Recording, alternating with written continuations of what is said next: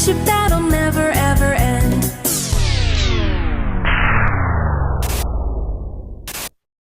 Run!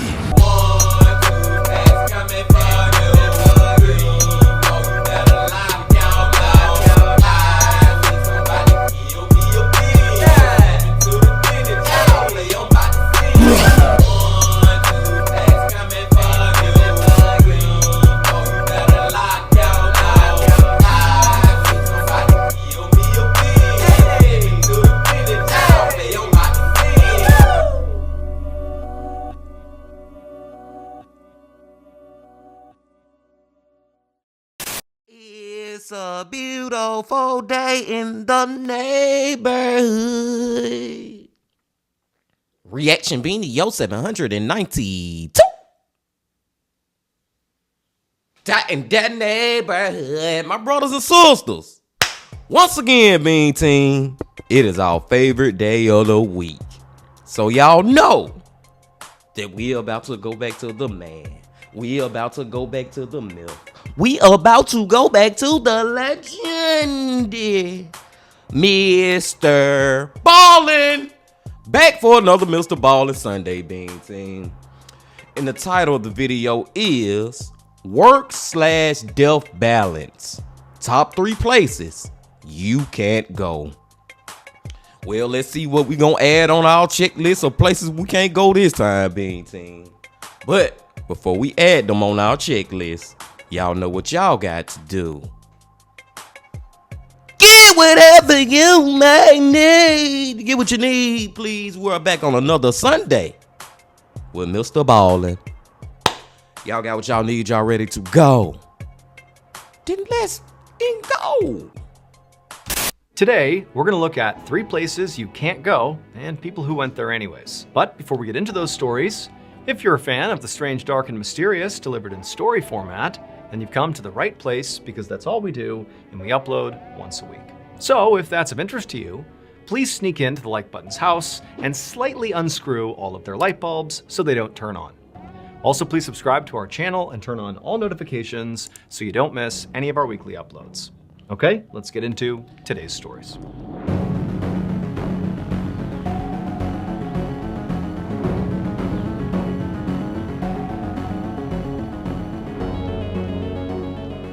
Ballin'.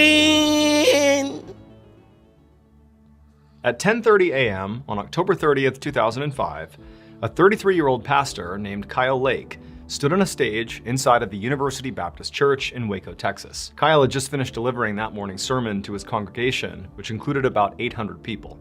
And now he was about to welcome a new member, a young woman. So Kyle had been the pastor of this church for the last 7 years. And over that time, the church had really grown and evolved, really directly because of Kyle's leadership. He was known as being a very thoughtful and educated pastor, who was also known to be quite fun and progressive. He often would play pranks on the congregation and keep things really light, even if he was in the middle of a very important sermon. And people liked that. It made him relatable. And so because of Kyle's youthful energy that he clearly gave off, he had sort of gradually shifted the congregation to being a much more young crowd. Predominantly the folks who attended the church were college kids, or roughly that age. And also his wife was an attendee at the church, as were his 3 little kids, who at the moment, as he was up on stage, they were across the hall attending kids' Bible study. Now for Kyle, welcoming a new member into this church had become a very big deal for him. He in fact had this special ceremony he would perform for each and every new member. And really the whole congregation got behind this ceremony. And so today, Kyle was about to do this ceremony with this new member, this young woman. And so Kyle, in front of the whole congregation, he calls this woman up, come on up, we're gonna do the ceremony to welcome you to the church. What the freak is this ceremony, Bean Team? That's the only thing on my mind. I got a feeling this freaking ceremony is gonna be some what the is going on type of ish. Let's find out. And so the woman, she gets up and she walks up to the front of the stage and she smiles, and Kyle says hello to her and sort of introduces himself, and the whole church is listening. And then Kyle, as part of this ritual, moved to the very center of the stage where the actual ceremony was going to take place.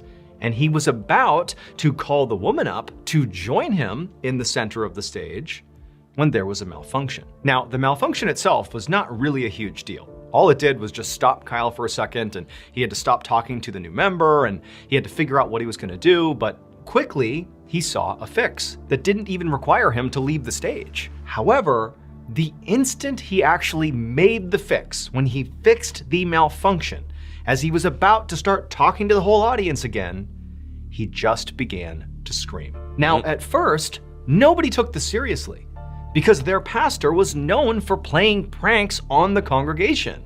And so everybody just thought it was a prank, albeit a strange one. I mean, he's screaming at the top of his lungs, but everyone's sort of looking around like, this is a prank, right? But then Kyle's screams began to include words. He began screaming, "Help! Help me!" And at that point, it sort of clicked for the whole congregation that this was not a joke. Something was terribly wrong. What the freak is going on with Kyle, y'all? Did he get set on fire? Is he being electrocuted? Is he like being suffocated by something? Cause he's screaming like, help me. You know what I'm saying? I'm trying to figure it out, man. Let's just let MrBallen tell us. Even though they're looking up at him and nothing appeared to be wrong. Nothing made sense. And so immediately it was like the church spiraled into chaos and confusion. People are bowing their heads, praying as fiercely as they could, praying for his safety. Others are sprinting out of the church, not even knowing what to do. And still more were calling 911, like several people calling 911. And then by the time the paramedics showed up, it was like people still had no idea what actually was happening. In fact, honestly, the paramedics didn't. It was like, what is this? But within a few days, they were able to figure out what happened. And it surprised everyone. So the special ceremony that Kyle would perform for every new member was a baptism. And so when Kyle moved to the very center of the stage, and he actually called up the woman to join him in the center of the stage, he actually was stepping into the baptismal pool. Picture like a hot tub, waist-high water, it's warm water. And so Kyle literally stepped into the hot tub and he's calling up this woman to join him in the pool so she can be baptized. However, before this woman actually got to the pool, Kyle has this malfunction. And all it was is his lapel mic shut off. It wasn't working anymore. And because the church he was in was huge and cavernous, sound really didn't travel well. He needed a microphone to project his voice. And so he had to stop the ceremony for a second and find another microphone. Luckily, there was a stand with a microphone in it right within arm's reach. And so Kyle grabbed it. However, what Kyle didn't know was there actually was a second malfunction that had happened either at this instant or just before, but either way, there was another malfunction that he had no idea about. And that was that the heaters of the baptismal pool that kept the water warm were damaged. And as a result of this damage, the water in that pool had become electrically charged. And so the instant Kyle grabbed that microphone, he grounded the electricity in the pool. Basically, he created a pathway for the electricity to travel through his body. When he began to scream, that was him being electrocuted. Despite the efforts of first responders and the medical staff at the hospital, Kyle unfortunately did not survive. As for Kyle's wife, who literally watched this happen from the front row of the church, she watched her husband be killed. She ultimately sued the electrical company that installed those heaters in the baptismal pool, and she would settle for an undisclosed amount of money.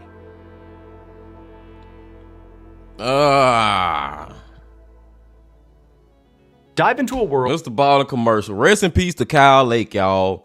And I did call that one a little bit because I was like, what, did he get set on fire? Is he being electrocuted? I just didn't think that it was going to be in that type of way, Bean Team. And I didn't even think about like ceremony, baptism. I didn't even put those two and two together. But dude, just the thought of all those people inside the church watching their preacher just die on stage. You know what I'm saying? At first they thought it was a joke, but when they realized it wasn't, it went to hell in a hay basket. I think that's the wrong, no pun intended. I think that was the wrong line to use at this moment. But you get what I'm saying, man. Those people, they will never forget that freaking, that incident on that Sunday. Seriously, especially his wife. And was his kids there too? Now, his kids looked a little young, so maybe they won't remember it when they get older. Hopefully. I don't know. Let's go. We passed MrBallen commercial. Good video so far. /MrBallen for a free 30-day trial. Okay, back to the stories. Back to it.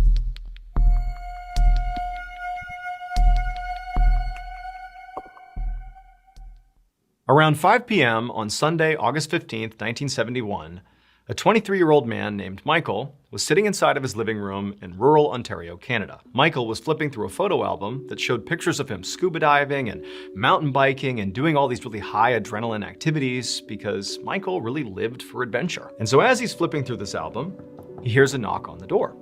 So he stops what he's doing, he goes to the door, he opens it up, and there's this police officer who's totally frantic and is speaking a mile a minute, and he tells Michael, hey, so we had this guy who was swimming in a lake nearby, and he went missing. He's been gone for over an hour now. We don't know where he is, and we were asking around, does anybody have any scuba diving equipment or experience, because we need to get in there and look for this guy in the lake, and everybody said, you're the guy. You have scuba equipment, and maybe you might be able to lend it to us, so that, the police could go in there and look for this guy. Now, Michael was kind of caught off guard by all this. I mean, this was not a typical occurrence to have police show up and have this type of request, but Michael immediately felt this sense of responsibility.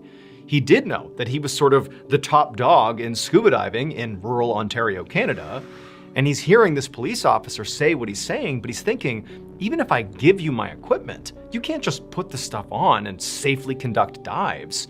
You need the training as much as you need the equipment. And so Michael just kind of instinctively said, hey, look, I'm not just gonna give you the equipment because I feel like I'm setting you up for failure here.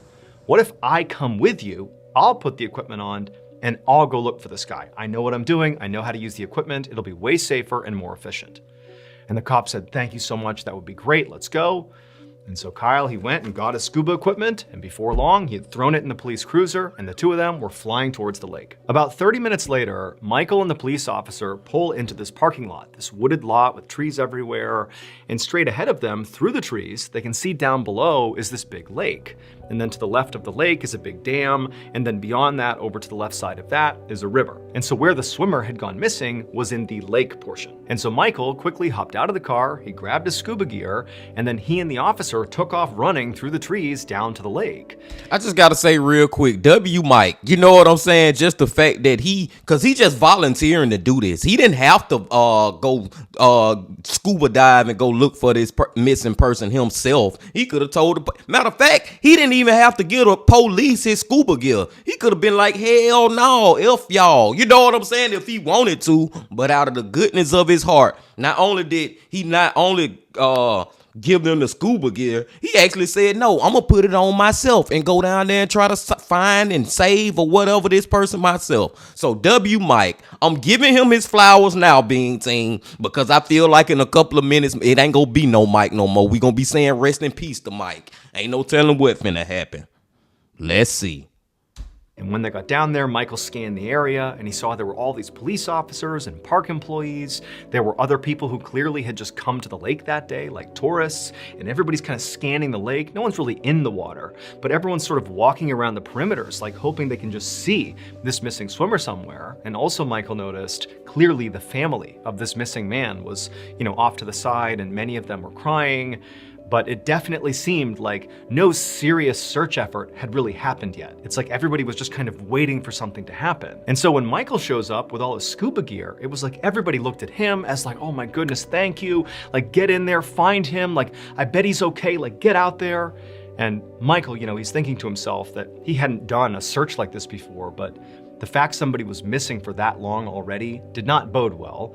But he thought, you know what? I'm gonna go in there, I'm gonna give it my best shot, and I hope we find this guy still alive. And so Michael put on all his equipment right on the shore side, and everyone's waiting, kind of watching, anxious about what's gonna happen next. And once he had donned his equipment, Michael stood up and just began scanning the lake, looking for, any sign of where to begin the search, because it's just one man in this huge body of water. He needs sort of a starting point. And so it's quiet, everyone's just kind of watching Michael as Michael's looking around the lake. And then at some point, he looked out and he saw there was this little ripple, sort of right in the middle of the lake. Now, the surface of the lake had basically been glass-like because nobody was really in the water, save for like the very perimeter of the lake. And so the water was very calm, but he sees there's this little ripple sort of right in the middle. And so Michael points out the ripple to the other officer he was with and sort of anybody who could listen. And he said, okay, I'm gonna go in there and start searching right there. And so. But what if the ripple ain't the missing person and it's something else? What is it if it's the Loch Ness monster? I'm just saying.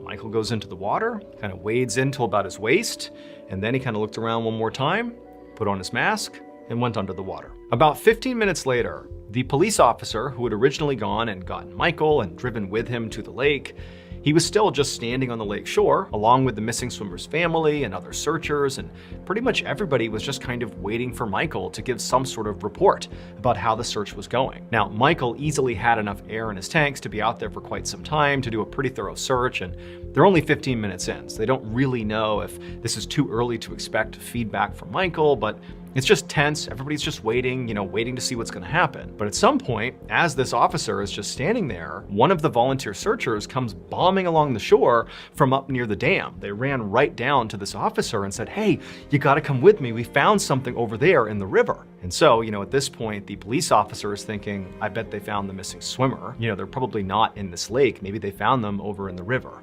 And he's thinking the worst, right? So he runs with the searcher, he goes to the dam, he goes to the riverside on the other side of the dam, and there's this crowd of searchers and police that are all along the shore of the river. And so this police officer, he pushes through the crowd, expecting, frankly, at this point, to see a dead body, to see the missing swimmer. But when he parts the crowd and sees what they're all looking at, he realizes there has been a terrible mistake. So 2 hours earlier, when this missing swimmer first went missing, this is like before Michael was ever contacted, before he was out there searching for him. This is like the initial wave of panic that we have a person who is missing somewhere in this water. Well, a park employee had been really motivated to try to help with this search. And so without really telling anybody, they ran into the control room of the dam, and in there, they turned a valve. And this particular valve opened up a pipe that spanned from the lake back through to the river. And when this valve was turned and the pipe was opened up, water from the lake would go back into the river, basically draining the lake. This employee was thinking, if I drain the lake, it'll make it easier to search the lake where we believe this man has gone missing. Like, this will make it easier to search the lake. And so this pipe has been opened up, this 2-foot in diameter, 30-foot long pipe connecting river and lake.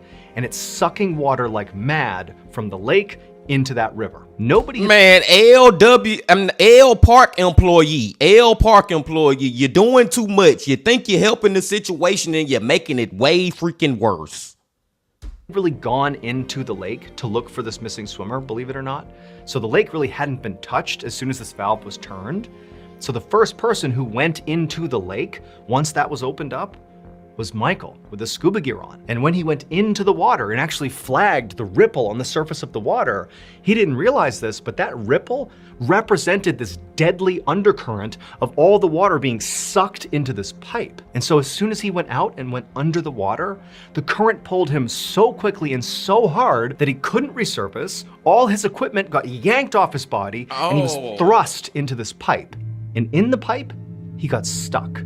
And he drowned inside of the pipe before eventually being forced out the other end, where his body spilled out onto the shore of the river. That's what everybody was crowded around once they got up to the riverside: Michael's dead body. 4 hours after Michael's body was found, they would find the missing swimmer. His body was located about 150 yards away from where Michael had first entered the lake. His body was found on the shore of the lake, and so Michael had sort of been close, but unfortunately that current had pulled him under and killed him. Today, the lake has been permanently drained, in part because of this tragedy. For real, man. Mike L Park employee. Like, seriously, dude. And I'm not saying he should go to prison or to jail for that. I don't know. Maybe give him 30 days so he can at least think about what the freak he did. You know what I'm saying, man? Because he was trying to help, but it just was a dumb idea, and it's so crazy. This is like one of those tragedy tales. Shout out to our boy Ryan Bean team. Well, it's just like you never know when it's your time to go, because Michael did not think when he woke up that day, number one, that the police would be knocking on his door. Number two, that he would decide to do this rescue mission. You know what I'm saying? And number three, this rescue mission that he decides to do actually cost him his freaking life. Rest in peace to Mike, y'all. We got one more to go.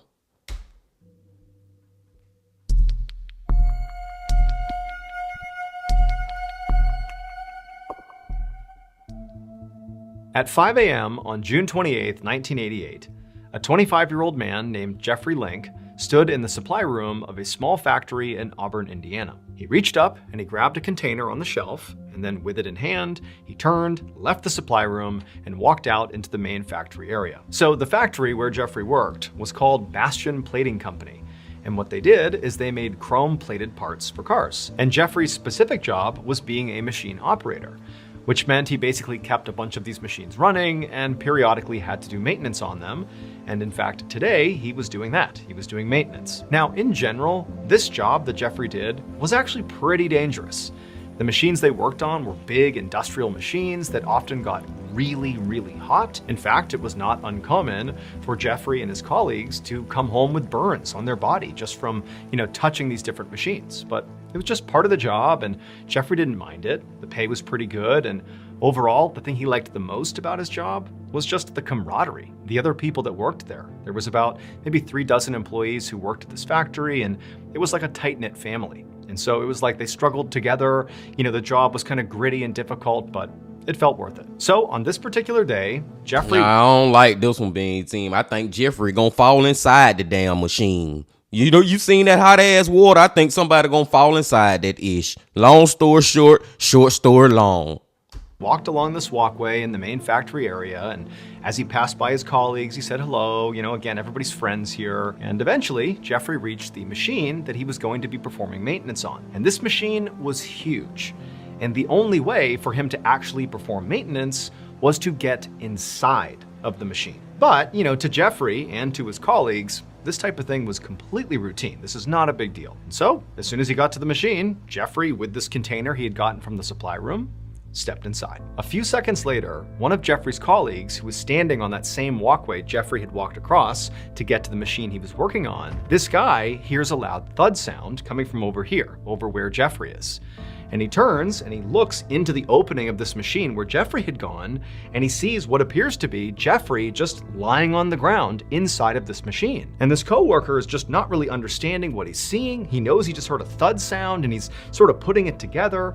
And as he's watching, another coworker runs into the machine where Jeffrey is. Clearly they've seen, Jeffrey fall, and so they go in to try to help him. And the guy on the walkway is watching, and this second coworker who rushes into the machine with Jeffrey just suddenly collapses as well, right next to Jeffrey. And then 2 more colleagues come running over, they go into the machine, and they too collapse. All 4 people are just down inside of this machine.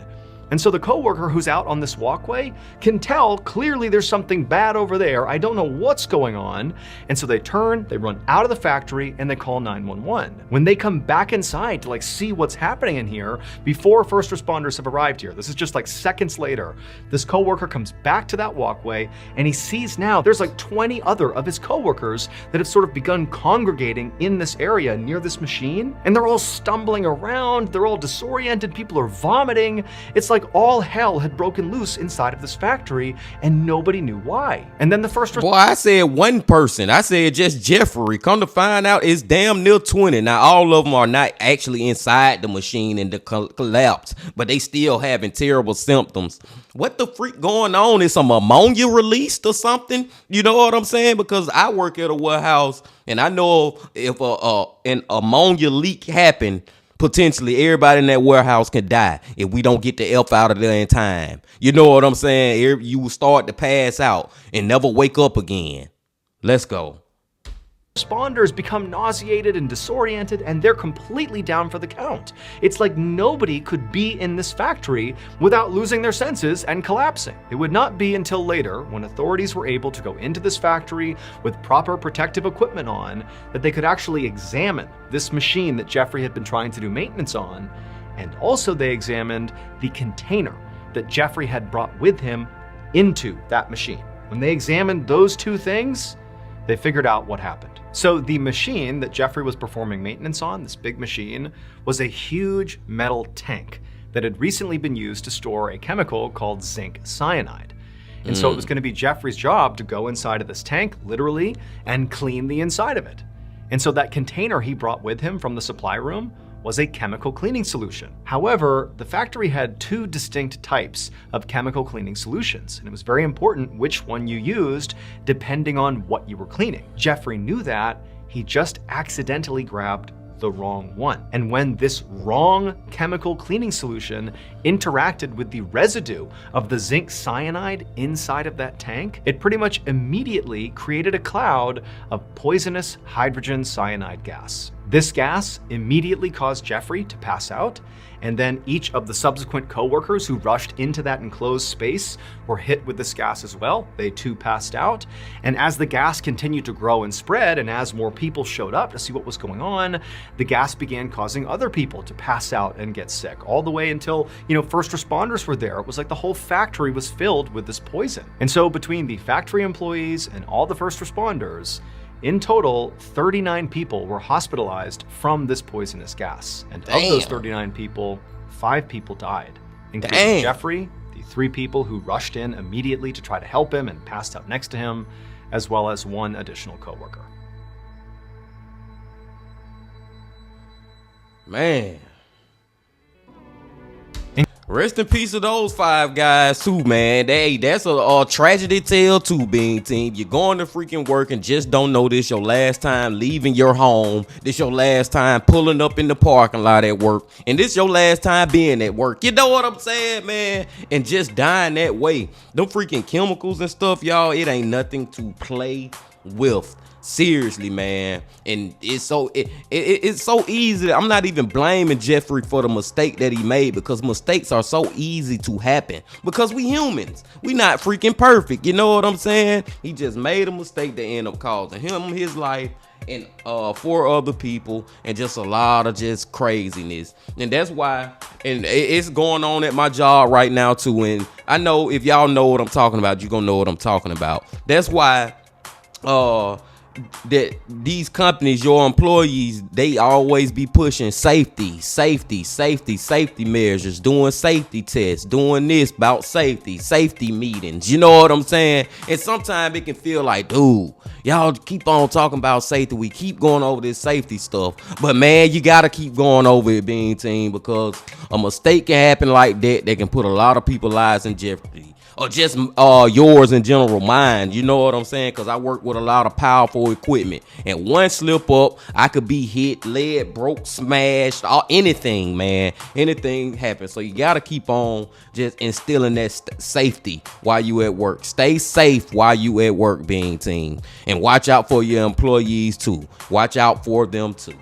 But I digress. What was the one before that, Bean Team? What was the one before that? Oh, Mike died a hero, man. He died trying to save somebody else, and it's just employee just taking matters into their own hands, thinking they have a bright idea, and they idea dull as hell. You know what I'm saying? Their idea is dark than a mother. You know what I'm saying? Like, dude, I hated that for Mike, man. I knew something bad was gonna happen to Mike on that one. Rest in peace to him.